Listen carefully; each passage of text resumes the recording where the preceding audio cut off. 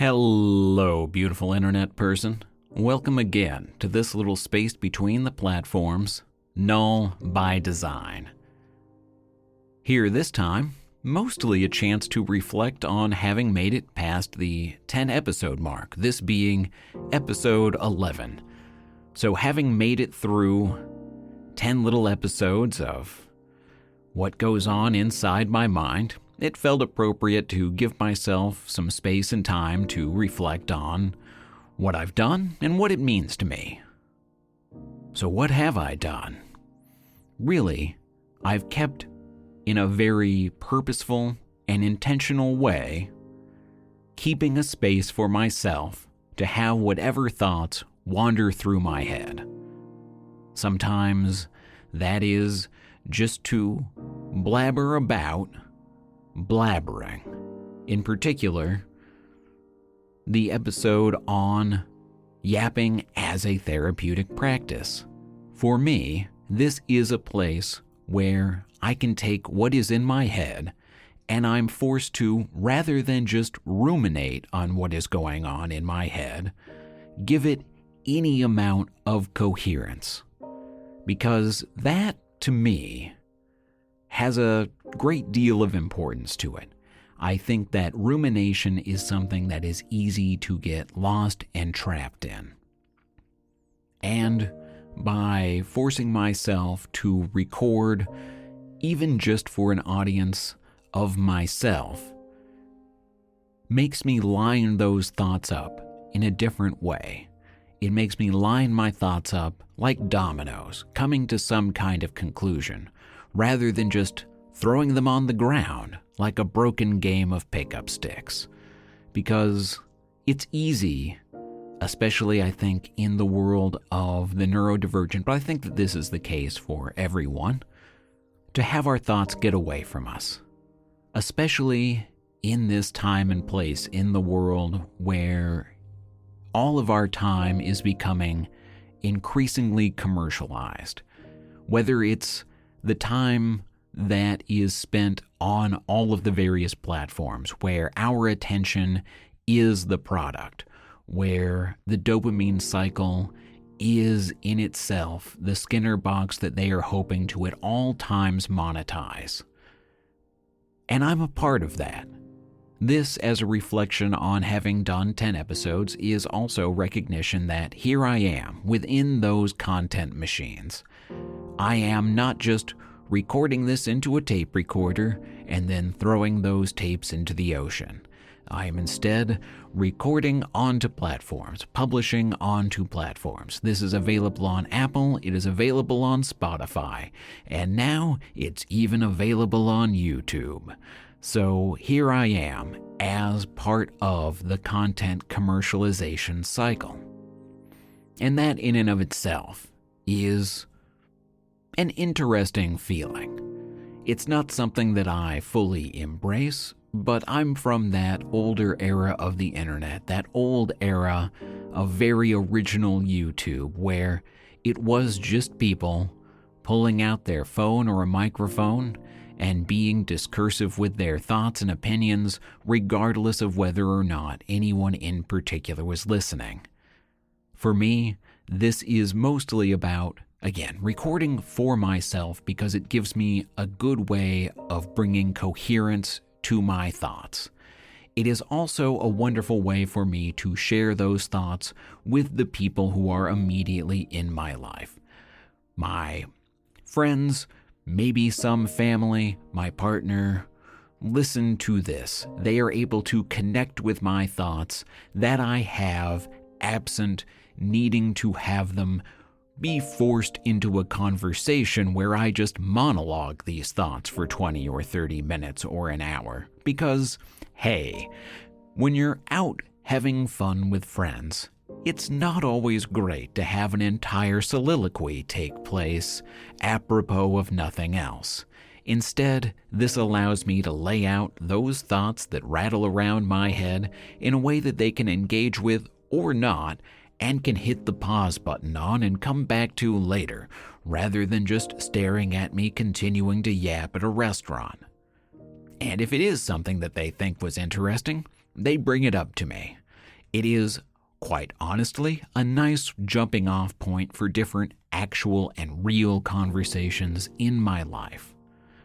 And so it's serving that very specific set of purposes there in and of itself. The other half of this so far has been a book club covering exactly one book. Again, this hasn't been going very long. We're at 10 episodes, not 100, but gave a set of book club episodes and thought through and discussed through There Is No Anti-Memetics Division. Again, a wonderful book, very much recommend it.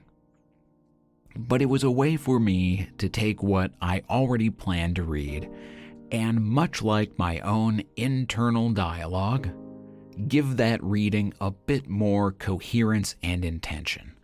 I'm certainly not doing any kind of critical theory review of what I'm reading, and I don't intend to start trying to do that. I'm not from an academic background in literature. I'm not someone who spends a lot of time doing any real media literacy analysis. Instead, I am just here trying to have a good time with those thoughts, to put those thoughts in order, to connect the things that I am reading, seeing, and engaging with, and connect the dots between them, because it gives a stronger sense of intention to what I'm doing rather than it just being one more way to pass the time. And hopefully, those thoughts connect with others, because it's sharing our thoughts and feelings about all of the media in our lives that I think gives a lot of our conversations structure and meaning all throughout life. Water cooler talk is not just about managing to make it through a conversation with a coworker. It is a way that we reason through what we are thinking and feeling using some shared medium. And that is absolutely delightful. And so doing that in a more extended way about specific things that I am engaging with is just a lot of fun. And to that end, the next thing that I will be doing book club over, and it was something that I wasn't sure, I was a bit tentative about it in a prior episode where I mentioned the possibility, but Dungeon Crawler Carl.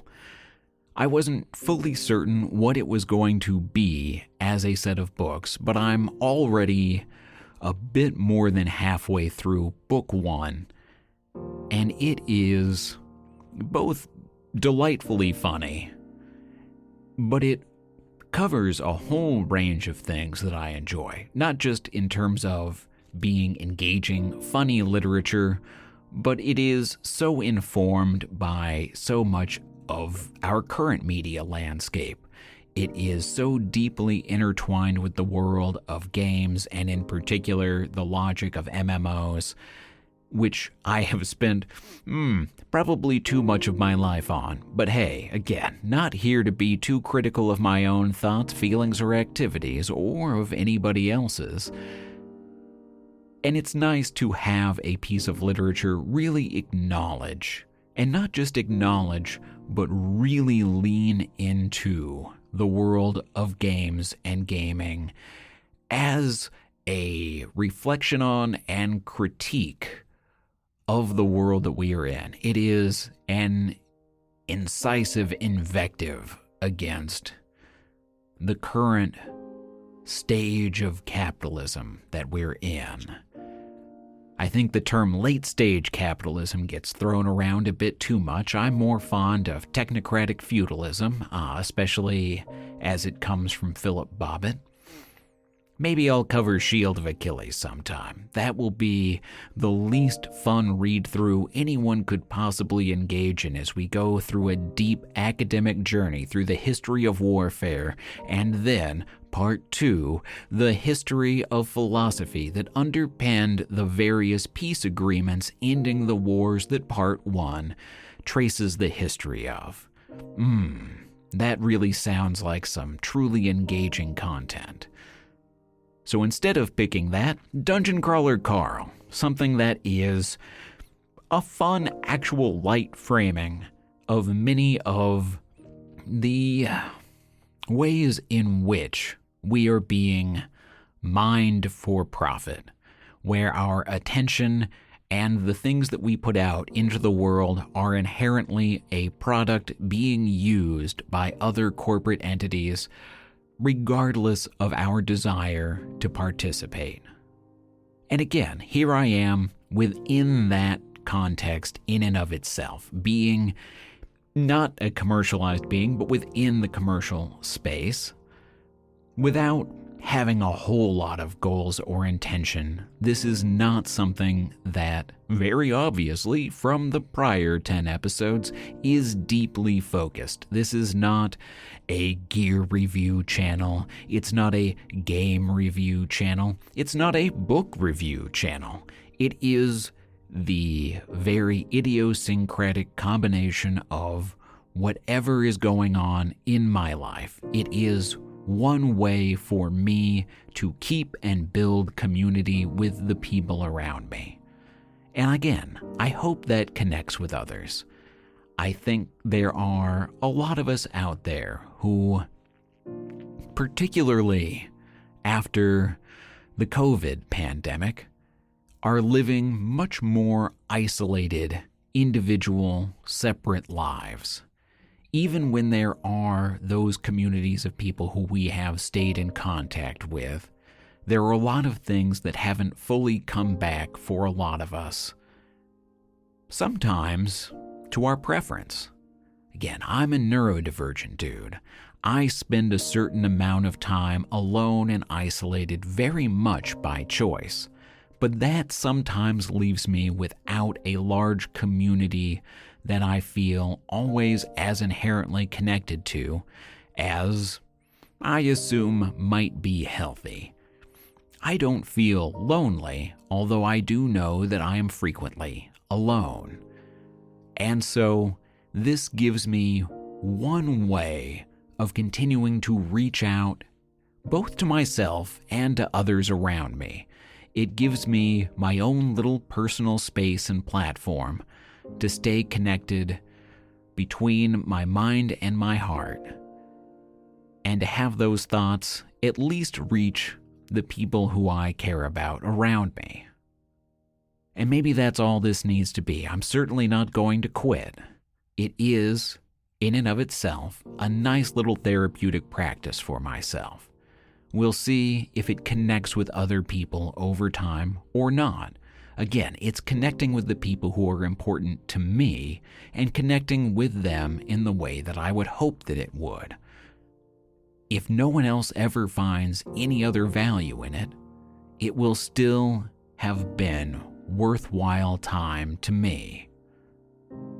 And that's kind of all there is for this immediate set of reflections. This isn't a deep dive on what's been going on in those 10 episodes.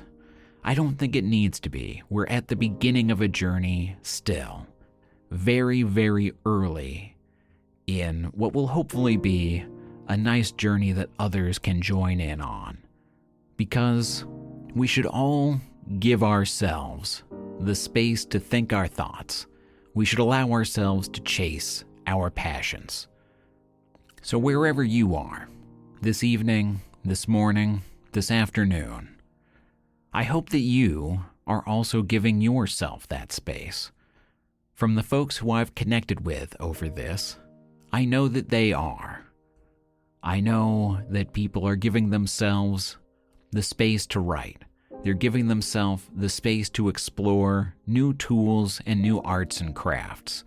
They're giving themselves the space and time to go and pursue a love of plays, to go and engage in those community activities. And so, wherever we all are, we should feel unafraid to love and enjoy those things.